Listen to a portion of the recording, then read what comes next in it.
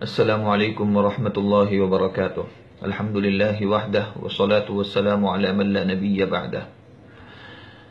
آج کل پورے ملک کی میڈیا پر ایک مسئلہ پوری شدت کے ساتھ غالب ہے، وہ ہے ذاکر نائک کا مسئلہ۔ پہلے تو میں بھی کچھ شش و پنج میں مبتلا تھا۔ میں یہ بات بالکل واضح کر دوں، ملک کے دیگر دگج علماء اکرام کی طرح مجھے بھی چند مسائل پر مسلکی اعتبار سے اور فقہی اعتبار سے ذاکر نائک سے شدید ترین اختلاف رہا۔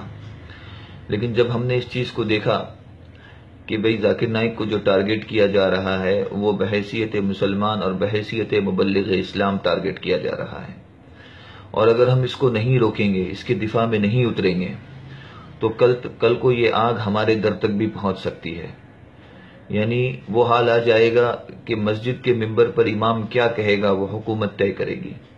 آج ذاکر ہے، کل کوئی شاکر ہوگا، پرسوں کوئی عابد ہوگا۔ تو بہت ضروری ہے کہ پوری شدت کے ساتھ ذاکر نائک کے دفاع میں کھڑا رہا جائے اور ان کا دفاع کیا جائے، اور باطل طاقتوں کو مغلوب کیا جائے۔ یہ بہت ضروری ہے، اس سے انکار نہیں ہے۔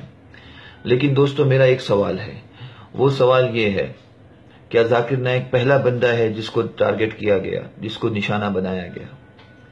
ان کے خلاف تو اب تک ارسٹ وارنٹ بھی نہیں نکلا، نہ ان کو گرفتار کیا گیا، بلکہ صرف ان کے خلاف تحقیقات کا آغاز کیا گیا۔ ہمارے ملک میں سینکڑوں نوجوان ایسے ہیں جن کا نہ صرف میڈیا ٹرائل ہوا بلکہ وہ گرفتار ہوئے، ارسٹ ہوئے، اور 10 سال 15 سال انہوں نے جیل کی سلاخوں کے پیچھے تکلیفیں گزاری، پھر وہ باعزت بری ہو کر سپریم کورٹ سے باعزت بری ہو کر چھوٹ کر آئے۔ کبھی ہم نے ان کی خبروں کو اتنا شیئر کیوں نہیں کیا؟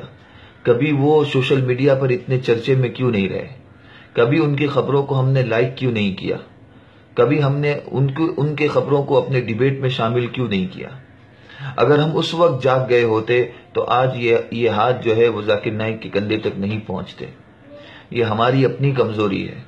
ذاکر نائک پہلا بندہ نہیں ہے کہ جس کے کندھے پر ہاتھ پہنچا ظالموں کا، بلکہ ان ظالموں کے ہاتھ اس سے پہلے بھی بہت سے کندھوں پہ پہنچ چکے، لیکن ہم اس وقت نہیں جاگے۔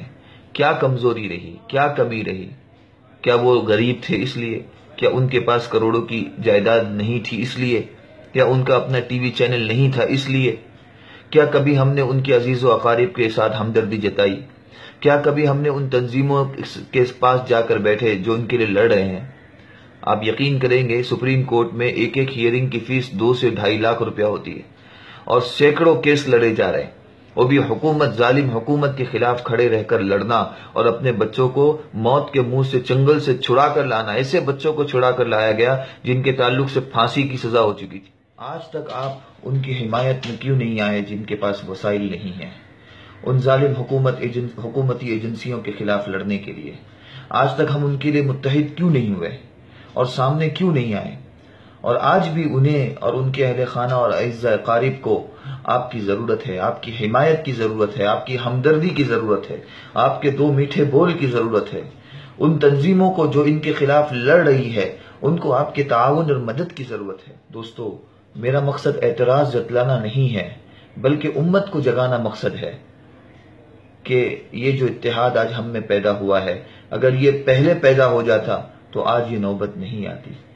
جب جاگو تب سویرا، کہ اب ہم جاگ گئے ہیں تو یہ کوشش کرے کہ یہ اتحاد ہر معاملے میں اور ہر ایک کے لیے، چاہے وہ امیر ہو، چاہے وہ غریب ہو، چاہے وہ کالا ہو، چاہے وہ گورا ہو، چاہے وہ جس مسلک سے بھی ہو، چاہے وہ جس پارٹی سے بھی ہو، چاہے وہ جس سیاسی جماعت سے بھی ہو، جس نے کلمہ لا الہ الا اللہ محمد رسول اللہ پڑھا، ایمان کی نسبت پر ہم اس کے ساتھ متحد ہے۔